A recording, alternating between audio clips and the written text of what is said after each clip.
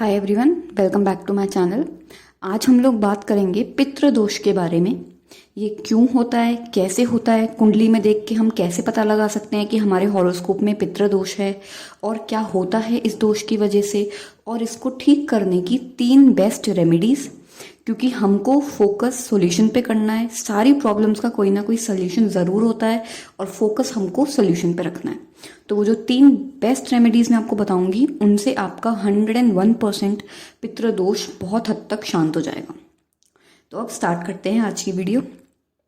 अब पहले बात करते हैं क्यों और कैसे पितृदोष लगता है।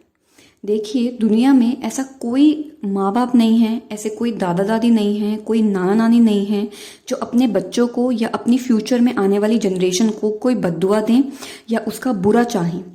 तो कभी कभी बच्चे ऐसी हरकत कर देते हैं, कोई ऐसा काम कर देते हैं, कोई ऐसी बात बोल देते हैं जिससे पेरेंट्स का या ग्रैंड पेरेंट्स का दिल दुख जाता है, वो हर्ट हो जाते हैं। और कभी भी अगर हमारी वजह से किसी और इंसान का दिल दुखता है तो कोई ना कोई दोष ज़रूर लगता है, और जब ये दिल हम अपने पेरेंट्स या ग्रैंड पेरेंट्स का दुखाते हैं तो वो दोष पितृदोष कहलाता है। इसके और भी कारण हैं, वो भी मैं बताऊंगी, लेकिन उससे पहले आप एक छोटी सी बात ज़रूर समझिए। हम जो सोचते हैं ना कि हम एक इंडिविजुअल हैं, सामने वाला दूसरा इंडिविजुअल है, ऐसा तभी होता है जब हम पूरी तरीके से समझ नहीं पाते यूनिवर्स का रूल। हम एक ही बीच से निकली हुई सारी एनर्जीज हैं और सब के सब एक हैं और कनेक्टेड है। जब हम ये सोच के किसी और का दिल दुखाते हैं कि हम सामने वाले का दिल दुखा रहे हैं, तो ये आपकी सबसे बड़ी मूर्खता है, क्योंकि सामने भी आप खड़े हैं और जो दिल दुखा रहा है वो भी आप हैं। तो अल्टीमेटली वो घूम फिर के दोष आपके ऊपर ही आएगा, क्योंकि दिल आपने अपना खुद का ही दुखाया है। तो ये एक बेसिक लॉजिक है किसी भी दोष का। ये हम सब एक कनेक्टेड एनर्जी के अंदर है, और जब वो एनर्जी कनेक्टेड है तो किसी और ने किसी और का दिल नहीं दुखाया, आपने ही अपना दिल दुखाया। जो बड़े बूढ़े कहते हैं ना, किसी और का बुरा सोचने से पहले तुम्हारा खुद का बुरा हो जाएगा, उसके पीछे का लॉजिक यही है कि जब सब कनेक्टेड हैं तो तुम किसी और का बुरा नहीं कर रहे हो, तुम खुद का बुरा कर रहे हो। जो दूसरा रीज़न है इस दोष के लगने का, वो होती है असमय मृत्यु। जब हमारे घर का कोई इंसान असमय मृत्यु को प्राप्त हो जाता है, जिसका टाइम नहीं है और वो मर गया है इंसान, उसकी कुछ अधूरी इच्छाएं होती हैं जो पूरी नहीं हो पाती, और वो जो पूरी इच्छा नहीं होती है उसका जो दोष होता है वो लग जाता है पितृदोष के रूप में। तो ये तो थे 2 मेन और बेसिक बातें जिनकी वजह से पितृदोष लगता है। अब दूसरी हम बात करते हैं, अगर ये होता है हॉरोस्कोप में तो आप पता कैसे लगाएं कि हाँ ये एक्चुअल में होगा। तो सबसे पहले, घर में बेकार में कलेश होता है, बेकार में छोटी छोटी बातों पे बड़ी बड़ी लड़ाइयाँ हो जाती हैं।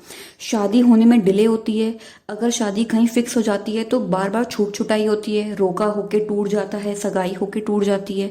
बच्चे बड़ों से और बड़े बच्चों से कनेक्ट नहीं कर पाते, उनके बीच में गैप रहता है बहुत ज़्यादा। प्रमोशन या फाइनेंशियल तरक्की बहुत धीरे धीरे होती है, ऐसा लगता है कि हम रेंग रहे हैं और घिसड़ रहे हैं अपनी फाइनेंशियल पोजीशन से। कपड़े बहुत जल्दी खराब हो जाते हैं, बहुत जल्दी फट जाते हैं, नए कपड़े आज लाए कल वो फट गए। ये छोटी छोटी बातें। पैसा इकट्ठा नहीं होता, जिसको हम कहते हैं सेविंग्स नहीं हो पाती हैं, और कर्जा होता रहता है बेकार में, कोई ना कोई बेकार का खर्चा लगा रहता है, और कुछ नहीं तो दवाइयों में पैसा वेस्ट हो रहा है, आगे की जनरेशन बढ़ नहीं पा रही है। तो ये सारी बातें होती हैं जो पितृदोष से आप देख सकते हैं कि हाँ, अगर आपके घर में ये फ्रीक्वेंटली हो रहा है तो एक बार अपना हॉरोस्कोप ज़रूर चेक करें। और हॉरोस्कोप में कैसे देखते हैं? सबसे बड़ा सिग्निफिकेंट फैक्टर हमारे पेरेंट्स, ग्रैंड पेरेंट्स, एंसेस्टर्स, पूर्वजों का होता है सन। तो अगर आपका सन वीक है, या राहु के साथ कंजंक्ट है, या केतु के साथ कंजंक्ट है, या सैटर्न के साथ कंजंक्ट है, 5th house, 2nd house, 7th house या 9th हाउस बहुत ज़्यादा वीक है, उसका जो लॉर्ड है वो किसी मेलेफिक प्लैनेट के साथ है, तो ये मेन चीज़ें हैं जिनसे पितृदोष लगता है। वैसे तो कई हजारों आपको पंडित बता देंगे किन किन तरीकों से पितृदोष होता है, लेकिन ये कुछ मेन बातें हैं, और सन सबसे ज़्यादा इंपॉर्टेंट है यहाँ पे। तो इन चीज़ों से तो होता है जी पितृदोष। अब मैंने कहा था मैं 3 रेमेडी बताऊंगी जो बहुत ही ज़्यादा इंपॉर्टेंट है और 100% ठीक कर सकती हैं। सबसे पहली बात तो ये रेमेडी नहीं है, ये एक फैक्ट है। अगर आपकी लाइफ में कोई सिद्ध गुरु है जिसको आप बहुत मानते हैं, जो आपको बहुत सारी बातें बताता है, और जो एक सही मायने में गुरु है, तो आपका ये पितृदोष ऑलरेडी खत्म हो चुका है। क्योंकि अगर आपकी लाइफ में कोई सिद्ध गुरु होता है तो ऐसे पता नहीं कितने लाखों दोष होते हैं जो वो आपके हॉरोस्कोप से चुटकी बजाते ठीक कर सकते हैं। तो एक तो ये बात है। अब पहली रेमेडी है, आपके जो इष्ट भगवान होते हैं, जैसे हर एक के हॉरोस्कोप में एक अलग अलग इष्ट भगवान होते हैं, अगर आप उनकी पूजा करें, उनको खुश रखें, और जीवन भर ये आपको चीज़ करनी है, जीवन भर आपको अपने इष्ट भगवान को हर सुख दुख में याद करना है, उनकी पूजा करनी है। ये अगर आप एक चीज़ करें तो इष्ट भगवान हमारी ज़िंदगी में से बहुत सारी जो दोष होते हैं उनको ख़त्म कर देते हैं। दूसरी रेमेडी है, कोई भी खुशी का दिन हो, कोई भी त्योहार हो, घर में सिर्फ अगर आपने अच्छा खाना भी बनाया है या कोई मेहमान आए हैं, तो ऐसे दिन आपको अपने पितरों को याद करना होता है, उनको धन्यवाद देना होता है कि घर में खुशी आई है, उसके लिए बहुत बहुत धन्यवाद। तीसरा, सबसे जो मेन चीज़ थी जिसकी वजह से पितृदोष लग रहा है, वो है सन, सूर्य।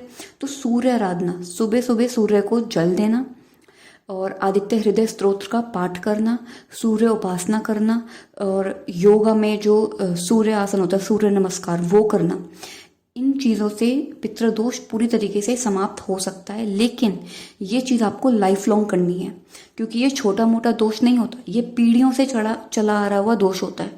तो इसको ख़त्म करने के लिए आपको बहुत टाइम तक लाइफ लॉन्ग मेहनत करनी पड़ती है। तो ये थी आज की वीडियो पितृदोष के ऊपर। आई होप आपको ये वीडियो पसंद आएगी। प्लीज़ लाइक और सब्सक्राइब ज़रूर करें, और कॉन्टैक्ट करने के लिए नीचे डिस्क्रिप्शन के अंदर डिटेल्स दी हुई हैं। Thank you.